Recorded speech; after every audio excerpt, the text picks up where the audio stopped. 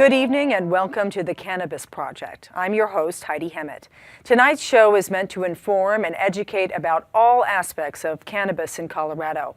We have a variety of topics to cover, including an overview of the cannabis industry, medicinal uses, and the future of hemp. Before we start with our first guest, Bob Hoban, we'd like to start with an overview of the cannabis industry. So you have this plant family known as Cannabaceae, which includes cannabis, hemp, and hops. They're all related. Cannabis and hemp, they each have a number of different cannabinoids and terpenes. Terpenes are these flavor modules inside every plant and tree on Earth. But cannabinoids are specific to cannabis and hemp. And the two best known cannabinoids are THC, which is psychoactive, CBD, which is not psychoactive. Both of them have medical properties. Both of them are absolutely found in different strains of cannabis, but only CBD and other cannabinoids are found in hemp, whereas hemp will not produce a psychoactive effect because it doesn't include THC. People will call the cannabinoids an oil, when in fact it's an extract. You're extracting that molecule.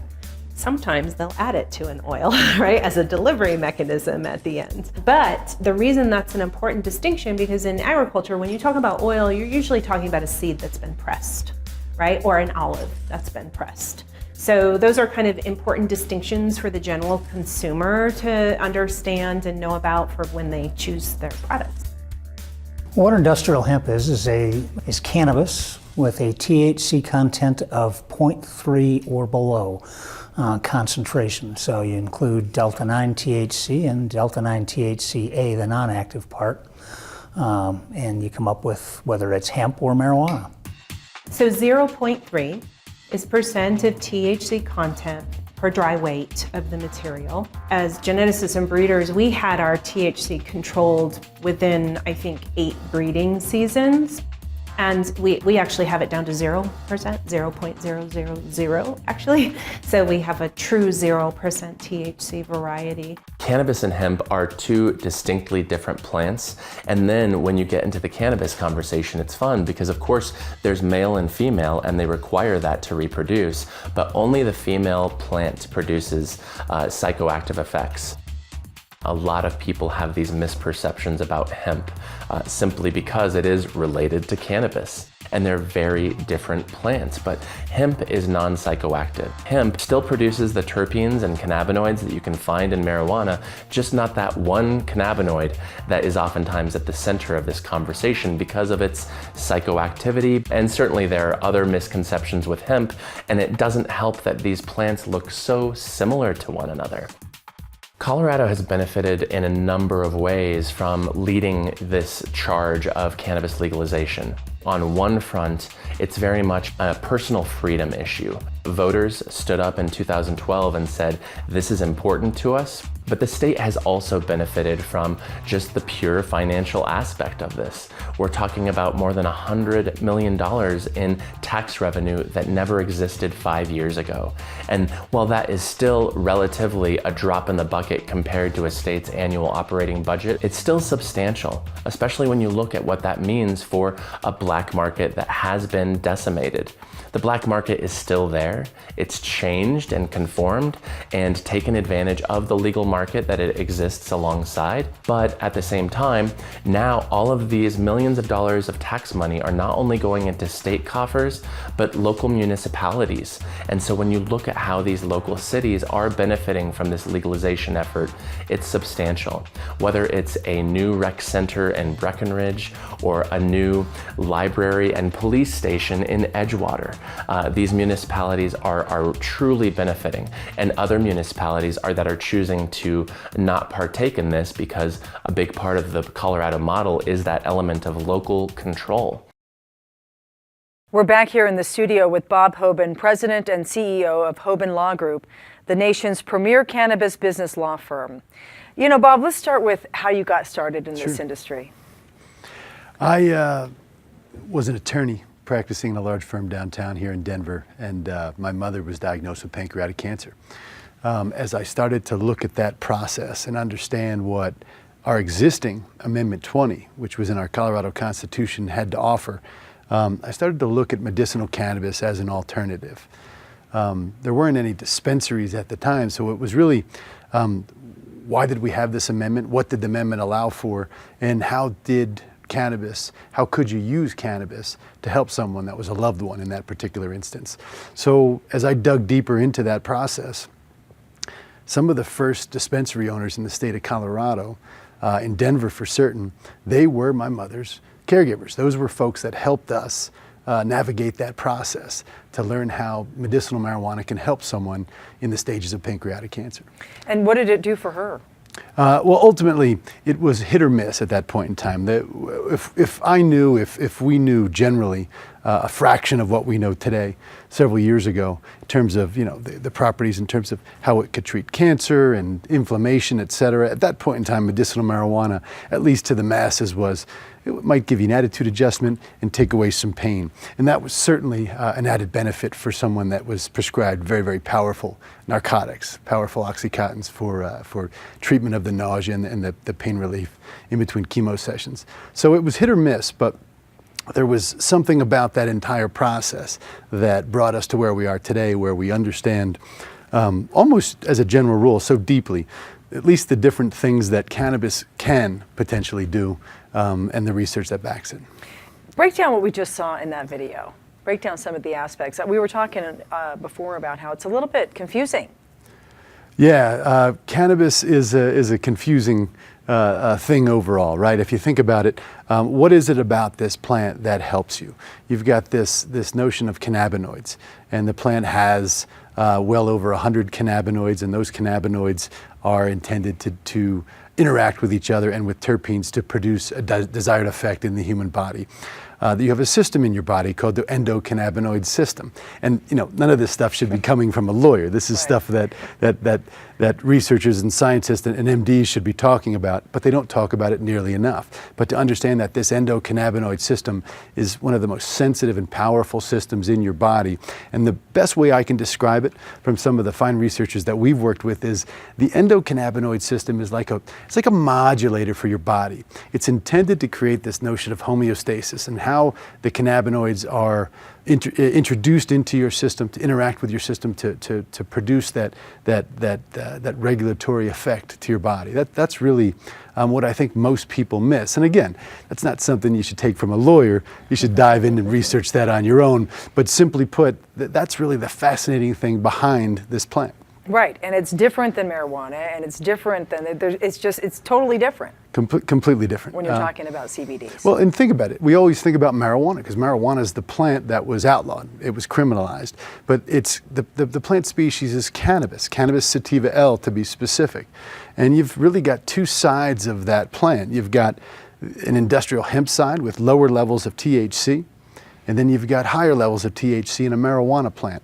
But the cannabinoids are the common thing throughout the entire different genus of the plant. So that's where I think ultimately things become very, very interesting from a scientific perspective. What are some of the key aspects of legal and educational facts surrounding the cannabis plant?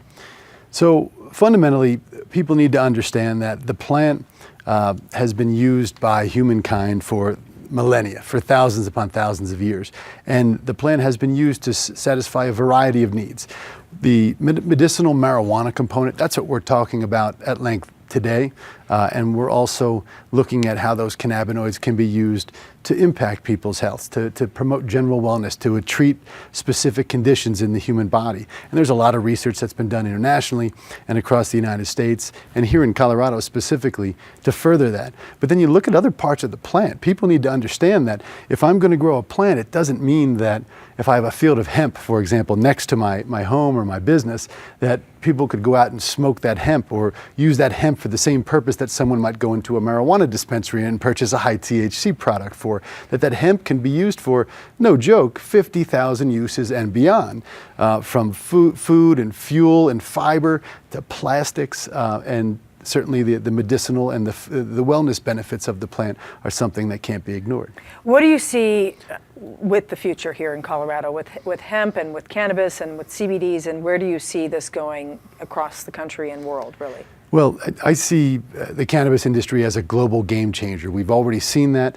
A lot of what happened on the marijuana side of the industry began in Colorado thanks to its pioneering business owners and lawmakers, frankly, that led the way, or at least created the conditions for a nice regulated marketplace. And then we also led the way with hemp. So as this plant becomes a global commodity, and that's what we're seeing the trajectory off the charts across Europe and Latin America, in the Far East, that this plant is being used for all of the reasons that they used it for millennia, but now it's all of a sudden becoming mainstream. You're seeing institutional companies introduce hemp-based door paneling, for example, in vehicles, hemp-based derivatives into beverages and foods, just for general wellness purposes, hemp being introduced into the animal supply chain for protein and so forth and so on. Not to mention the facts that you can make plastic and fuel and something called graphene from this very same plant. And those are game changers from a power generation standpoint, from an environmental standpoint, and eliminating the plastics that we use on a daily basis. And that's the reality that we're seeing come to fruition now, and it's terribly exciting. I've always thought that the industrial hemp side of the plant is the most exciting, and we're starting to see that come to the spotlight now, where I believe legislatively, at least here in the U.S., hemp is king. Why is everybody so excited about the Farm Bill? Well, everybody's wanted to participate in all this fervor around the cannabis industry, and when the president signed the Farm Bill in December of 2018, it created a 100% legal channel for the industrial hemp plant and all things that come from it. It made it very clear that the plant is not a controlled substance. It made it very clear that states can go out and enact these programs like we have here in Colorado for the cultivation of industrial hemp and the processing of industrial hemp on a large scale, and also the track record of the market. We've seen the U.S. go from 0 acres about 4 years ago of industrial hemp to nearly 80,000 acres in less than 4 years. So as you see that, it starts to attract big agriculture. It starts to bring in the institutional banking and the institutional lenders, and it brings in mainstream business. It's not just the cannabis industry anymore. And let's also look at this from a political perspective. Who's responsible for the crafting and driving the Farm Bill's hemp provisions home? Senate Majority Leader Mitch McConnell. Sometimes cannabis reform comes from the most unlikely of sources. Yeah, for sure. And then talk about, with all of this though, there has to be challenges. Oh, there's many challenges. So the first challenge for each state is, how are we going to register our farmers for industrial hemp? How are we going to initiate a program with our Department of Ag? That's uncharted territory for the majority of states. There are some good examples, Colorado being one. You've got the next big challenge, and that is, what about the fear down here we can't forget, the FDA? Who regulates the products that come out of the plant for either human consumption or animal consumption? And at the end of the day, that's the FDA. And the FDA has been silent about this for many years right now. It's effectively taken the party line that this is a controlled substance, and they're not required to do anything about it. But what we've seen is, we used Colorado as a test ground for policy with our CDPHE, the FDA equivalent. And we went out 3 years ago when we enacted, with the help of the CDPHE, a policy that created a hemp foods lane for foods and supplements that come out of the hemp plant. Colorado was the first, and still is the only state in the country to have its state FDA equivalent put these regulations in place. And that makes sure that when you buy something, that you know it's quality, it's safe, that it actually has what the label says it has on it. And Colorado is by far and away a pioneer in that regard. So we'll see how the FDA reacts to that. So that's really the major challenge. The other challenge is just informing people that hemp is not marijuana. Right. We've seen recent news stories that large quantities of industrial hemp material were seized in Oklahoma and Idaho and a couple of other states. And that simple lack of education and understanding by law enforcement. And I respect and appreciate the job that law enforcement does. It's difficult, particularly when you start slicing hairs and say, oh, marijuana is illegal, but medical's legal. Right. And then hemp is something very different. So it's a challenging role, and those are some of the things that you'll see shape and shift over the next couple of months and hopefully not next couple of years, but in the short term. Well, I mean, and some farmers who are growing specifically marijuana or hemp for, not marijuana, but they're growing hemp for medicinal uses, are still having people come in and steal part of their crop. They are. Thinking they're going to get high from that, and they're not. Exactly. And that's a thing too. People think medical marijuana has to be marijuana, and there's certain things about different plants, but if I'm going to be a farmer, some of the best signs I've seen out there, a sign on the edge of a hemp field that says, go ahead and smoke it all, you're only going to get a headache, which is true.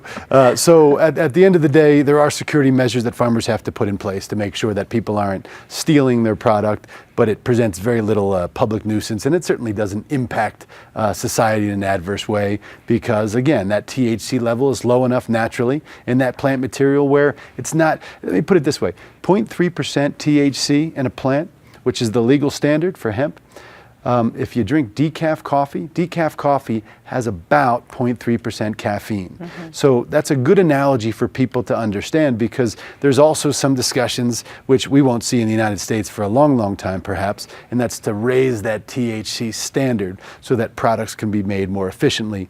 Even at 1%, THC still doesn't have that psychoactive impact in reasonable and moderate doses. I want to know, is there going to come a time, especially here in Colorado, where you're saying we're on the forefront, where I can walk into my local Whole Foods and buy, some of these hemp-infused oils or things that are going to help me, with my, conditions? That is the question of the hour, and our law firms worked with many retail groups and retailers around the United States and around the world. And this is the interesting thing. Take the European model for a moment. Europe, they can actually call their product CBD. They can put CBD in different channels because they have many more categories of drugs. They have lower quality or lower classified drugs. They also have this concept of novel foods, which CBD or cannabinoid-rich hemp extracts can be put into foods and drinks and medicines and things like that. And it could be sold as that. In the United States, there's not that guidance from our FDA. So our suggestion has been that the retailers need to lead the way. They need a plan, not a product, and many of them have been stuck on this notion of let's put something on the shelf that's called CBD. This is where things get even trickier because the same thing they're selling behind the counter, which requires a prescription for Epidiolex, a drug which contains CBD in a sesame oil medium, is not very different from the same capsule you might see on the other side of that counter. And the retailers are developing strategies on how to deal with that. So it's coming and it's coming soon. But as I mentioned before, we saw this huge rollback to the hemp foods lane where beverage manufacturers in particular are identifying people just want hemp. They don't even understand cannabinoids yet. So you're going to see hemp become a major ingredient across the board in mainstream products, and then you'll start to see cannabinoid-enriched products become commonplace in the market. And topicals. You're going to see a lot of topicals. You're going to see soaps. You're going to see this as an ingredient in other beauty, skincare products and products that are geared towards making life easier and better from an everyday commercial consumer perspective. So it's coming, but many of these retailers are publicly traded companies. Therefore, they have a board to answer to, and they're very careful and cautious, rightfully so. So as they develop their strategies, how is that product going to be situated on the shelf? Is it CBD? Is it enriched with cannabinoids extract? Is it simply hemp extract is added, or is it something other? For example, a sleep aid that simply contains hemp, but it's not the featured product. These are all the challenges that we're going to see addressed over the coming years, and it's really exciting to be on the ground floor and talking about these things to make these products available to people. Yeah, as a consumer, I just want it to be easier to get. Yes. And you want to know what you buy Right. is actually what the label says. And this is one of the other challenges that I've seen in recent years. Frankly, 2 years ago, I thought that this market, the CBD market, was saturated. And here we are 2+ years later, and the growth of CBD or cannabinoid products has just been exponential. So if you look at that, all of these producers, they're not all equipped with the know-how and the expertise to follow FDA standards, to do things to the level that you or I would want to buy and put in our loved ones, food and on their plates. So that has to shake out. And some of those things are unfortunately going to give the industry a black eye, because not all of those players are in it for any other reason except to make a quick buck. And we've seen that play out in the nutraceuticals industry over the last 20 plus years. And we can only hope that states take the lead now, like Colorado did, and say, here's how we're going to regulate foods and supplements from hemp in our state. And then the FDA will carve that pathway as that they've identified that mirrors what the states are doing. And unfortunately, I feel like many of the states are sitting and waiting for direction from the FDA. So it's a bit of a showdown right now, but it will be resolved, because it's got to be resolved. How is Colorado unique in the regulation aspect of this? So Colorado is a pioneer as it relates to commercially regulating the cannabis plant. So back in 2000, of course, 1999, we had enacted Amendment 20. That was a constitutional provision that simply said you can produce marijuana and you can supply marijuana and use it and not have any criminal repercussions. But then what happened is we had a case in 2009 that prompted our legislature to be the first state in the country to pass a real, true commercial regulated model for medical marijuana. New Mexico was the first state to have a program, but it's still very, very small. Colorado was the first to take it to a commercial level. And that's what's exciting. And then a few years later, when Colorado voted on adult use or recreational marijuana in 2012, Amendment 64, little did we know that the provision in that Amendment 64 regarding industrial hemp has put Colorado far, far, far in the lead in terms of acreage of all states in the country in hemp production. So Colorado has been a center for efficiency and innovation, entrepreneurialism, and certainly its ag-based background and its rich farmland and history of farming operations lend itself extraordinarily well to producing this plant on a large scale. That's all the time we have with Bob Hoban. Thank you so much for being here, Bob. Thank you, Heidi. Our next segment will start with a video discussing some of the medicinal uses of CBD and the importance of regulation. Let's take a look. The medical benefits of hemp and marijuana ultimately come down to the cannabinoids, which are the building blocks that make up these plants, and those cannabinoids' interactions with terpenes. It helps that some of those cannabinoids are present in both hemp and marijuana, like CBD. CBD is being called a miracle drug right now, and it is really uncanny how we're learning that CBD can help us in our everyday lives. CBD is legitimate medicine, surprising a lot of people. Only now are we starting to get the scientific research that shows us that an entourage effect of multiple cannabinoids put into your system has actual legitimate pain-killing properties. And this is mind-blowing and will change the face of medicine in the course of the next couple years. Some of my patients have benefited from medical cannabis. There's the example of Charlotte Figge, a little girl with Dravet syndrome, whom I first saw in 2012, whose grand mal type seizures were very well controlled with a high CBD, low THC extract of cannabis. And she was having 300 grand mal seizures a week and went down to one every month or so. And she continues to do well. When you get into the conversation of how does cannabis help us, how does hemp heal us, you also have to understand this concept called the entourage effect. Taking CBD alone helps certain things, but taking CBD with THC, with CBG, other cannabinoids that are found in these plants, that elevates the medical profile of this plant and what it's able to do. Many of the uses of medical cannabis are dictated by the laws, actually. Colorado, for example, lists 9 different symptoms or conditions. Other states list 10 or 20. If we just look at Colorado as an example, Amendment 20 that was passed in 2000 listed 8 different symptoms, and they were cancer, HIV or AIDS, glaucoma, extreme weight loss due to illness, severe pain, severe nausea, seizures, and persistent muscle spasms like happened with MS. And PTSD was later added. So in Colorado, we find that those conditions are what would qualify, it's an improper term, but that's typically what's used, would qualify a patient to participate in the medical cannabis program administered by the health department. Well, no doctor prescribes cannabis. We can prescribe FDA-approved medications. So when we're looking at cannabinoid-based medicines, that would include dronabinol and Epidiolex. There really aren't many prescription medications that are cannabinoid-based. So the terminology, correct terminology, is recommend. Physicians can recommend anything to a patient under the First Amendment. And that allows us to discuss cannabis as a treatment option with a patient, but we can't prescribe it, nor can we assist the patient in procuring it because it's federally illegal.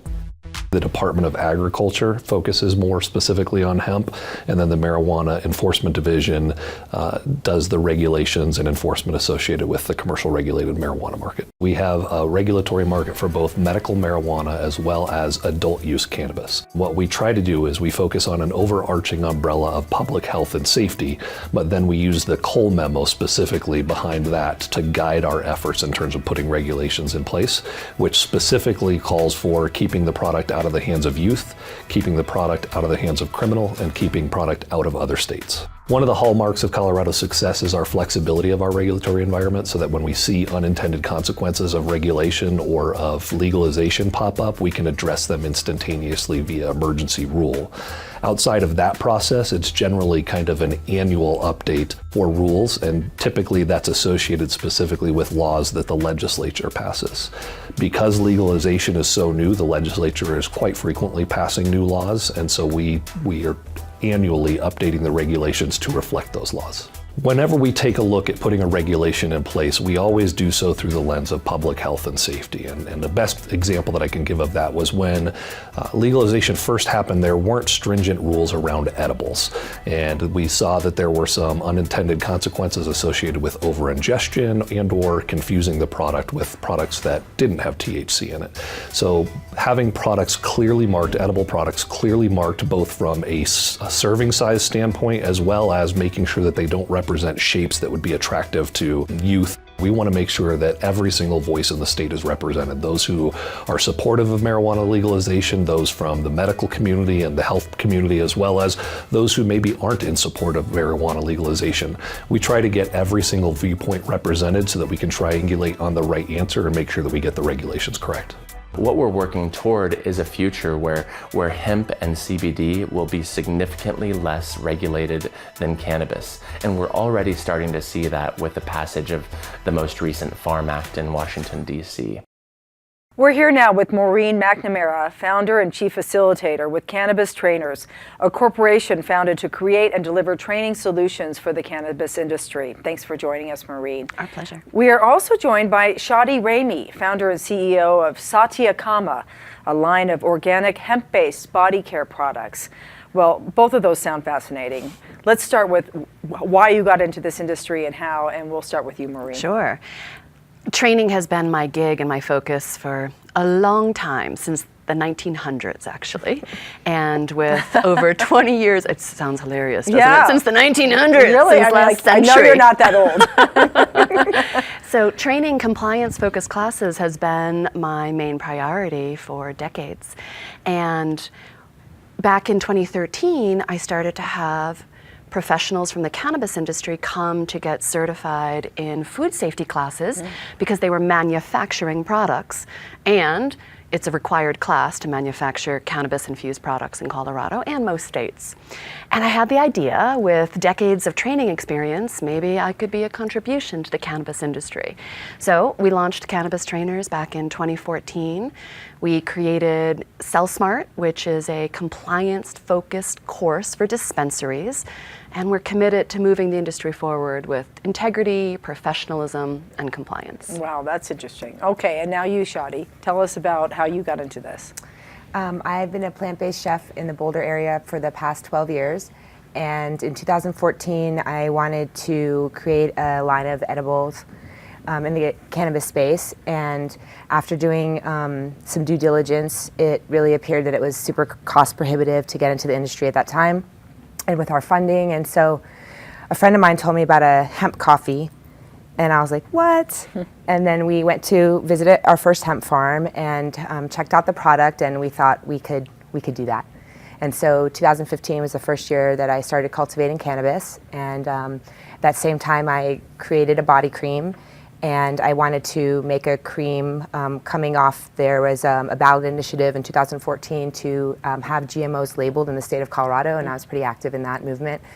And so at that time I became aware of not only how imperative it is for us to eat organic and non-GMO food, but then also really taking a look at what we're putting on our skin, which is our largest organ.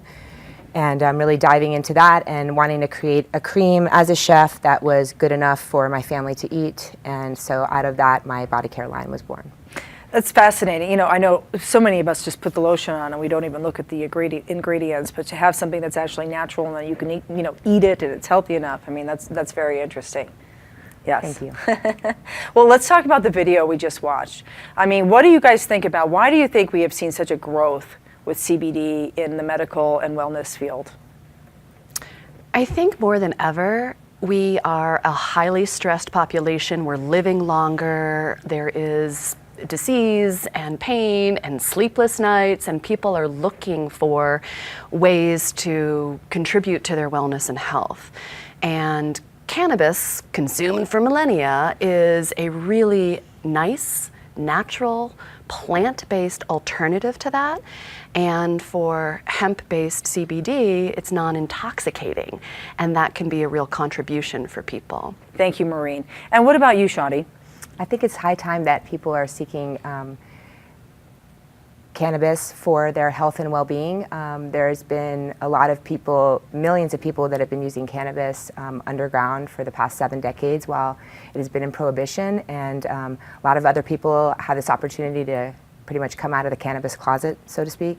Unfortunately, my experience is that a lot of people are coming to cannabis right now as a result of watching a loved one suffer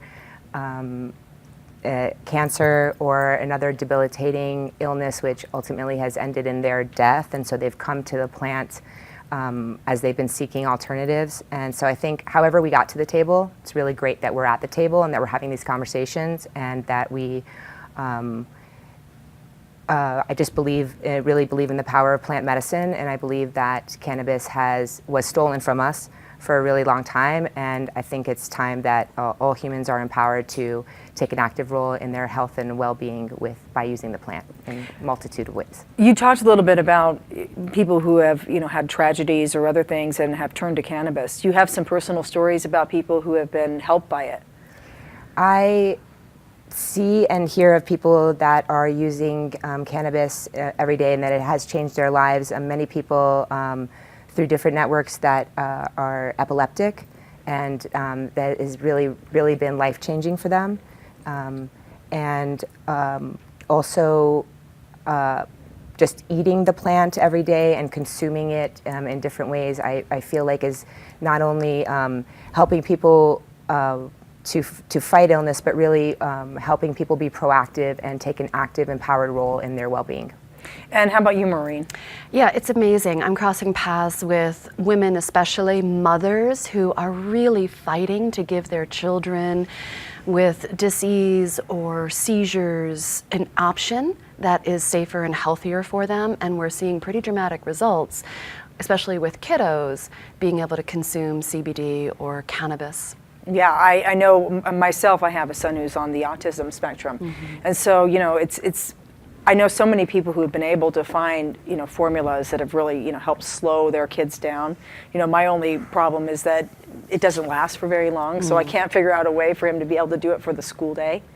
But I think it's remarkable. It really is amazing, just the effect, and just to see just how that can slow a child down, or, with epilepsy and all those other diseases where it's really, made a huge impact. Do you feel the cannabis industry is held back by the Schedule I status? The Schedule I drug status? One of the biggest ways I think we're held back with Schedule I designation here in the United States is the capacity to do research. Mm-hmm. We need to be able to research the plant and the medicinal effects of it more deeply. We're just so fresh to understanding that we actually have an endocannabinoid system, and there's still so many people that we don't even know that they have an endocannabinoid system. It's not even taught in so many medical schools. And so as we learn more about our endocannabinoid system, we want to learn a ton more about the plant and how they can interact really powerfully. So I think that's a big holdback for the Schedule I.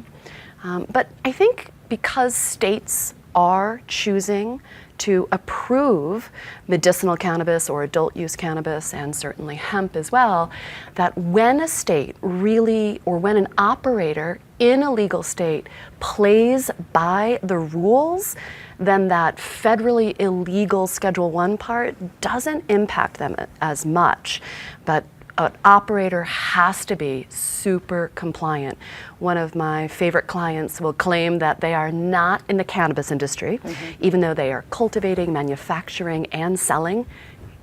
He says he's in the compliance business. Right. And once they nail compliance, then they have the opportunity to sell cannabis and provide safe access to patients. And quickly, Shadi, do you have a take on that? I believe that marijuana being on the Schedule I has been one of the worst things that has happened in terms of people being able to use plant medicine and connect with plant spirit so that they can use the this profound plant and everything that it can do for us to really help heal us.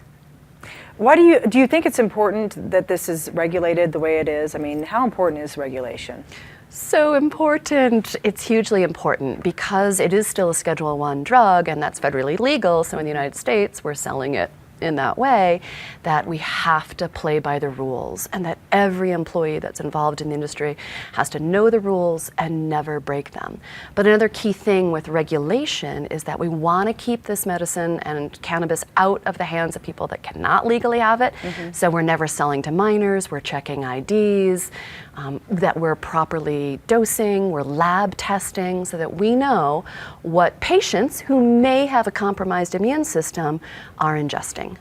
And you, what do you think? I believe that regulation is imperative, and that I'm a really big advocate about self-regulation as a company and really doing the right thing when no one's looking. That's a part of our mission statement. Yeah, okay, great. Where do you see the future of cannabis in Colorado and in the medical field specifically? I would love for more and more medical professionals and doctors to know about cannabis. My mother is healing lung cancer, and her specific cancer doctor told her that cannabis in no way would be a contribution to her. And I have sat in so many medical professional summits and business conferences, and I just know that that is not accurate, that it really could be. And so I'm hopeful that more and more doctors are going to learn about our endocannabinoid system, the plant, and how they can interact. And I would love in the future, however long that'll take, for insurance companies to actually allow this as a product for people. Wow, I mean, that would be amazing. Do you see that day coming?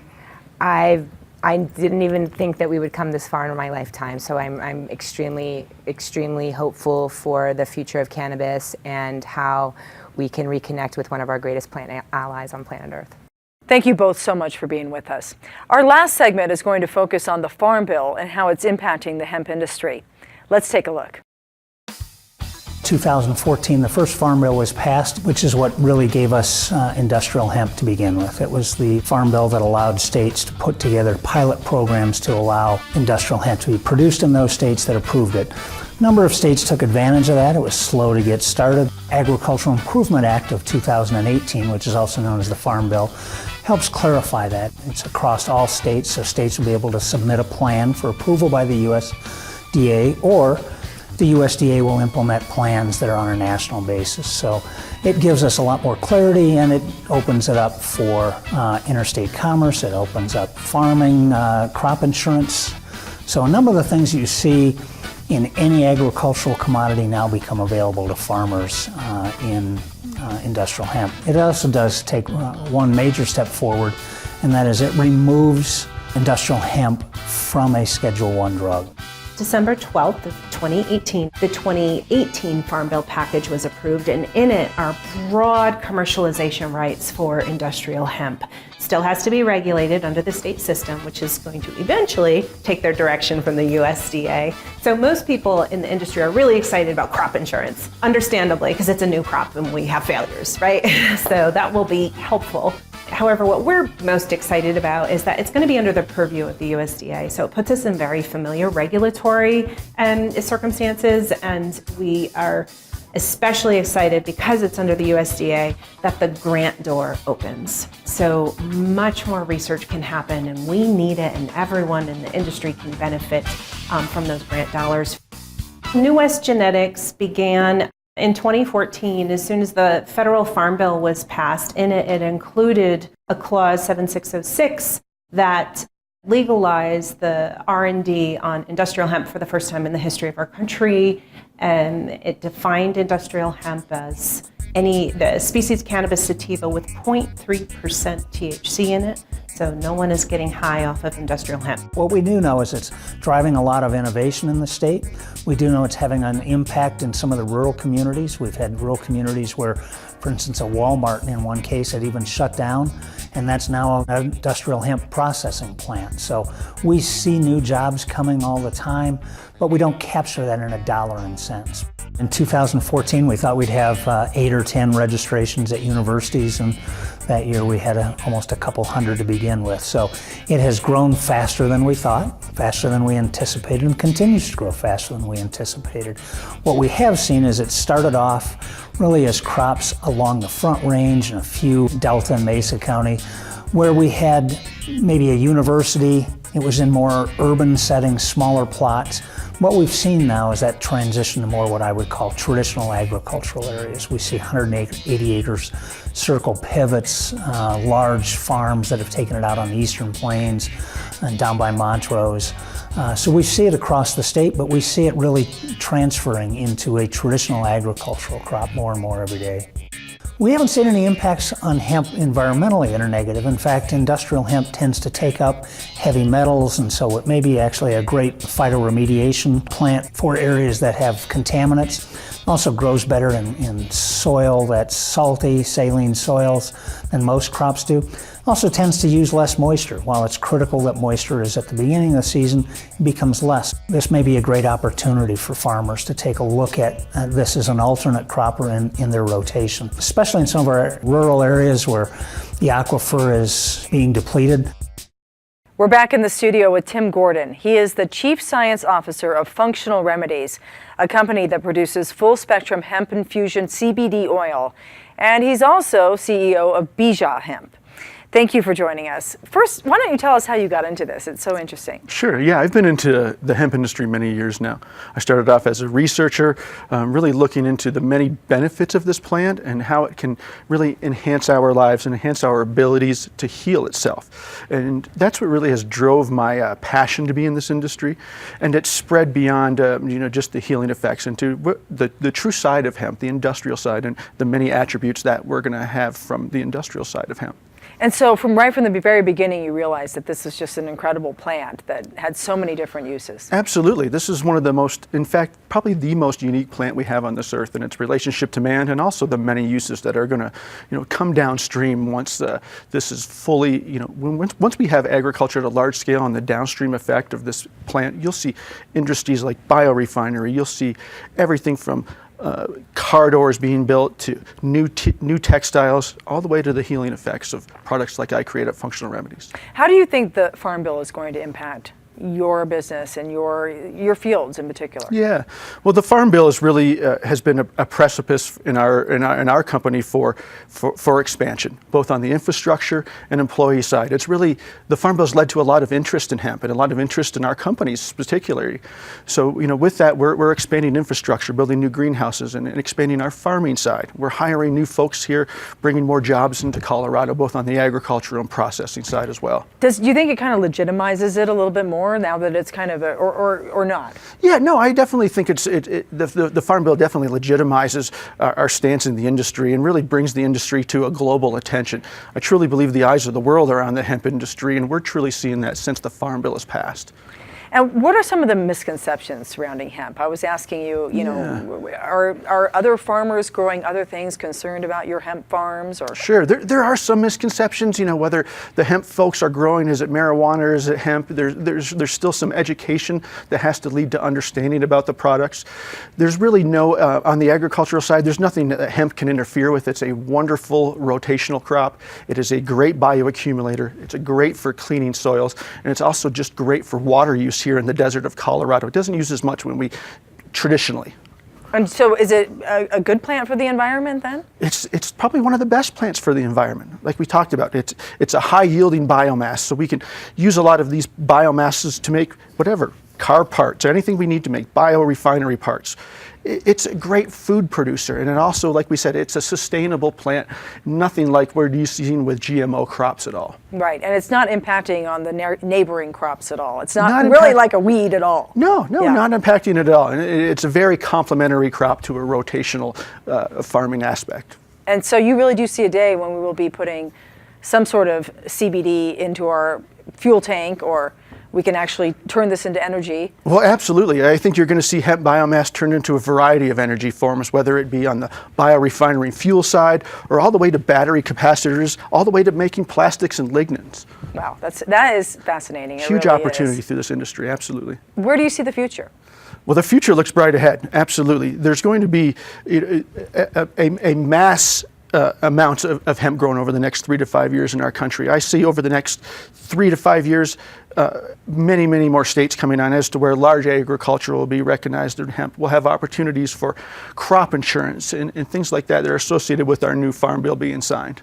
And so you think that this is giving even more opportunity to people who are looking to go into this industry? Yeah, I think folks will have more of a comfort level, more of an understanding of the industry, and have the traditional commodity advantages like crop insurance that they're used to also give them that comfort to put their toe in and say, you know what, I'm going to try industrial hemp. I want to do something better for my farming acreage and for my crop, so I'm going to go ahead and plant hemp this year. And they have the many, many attributes around the farm bill that can benefit them. And is that competition good for somebody like you?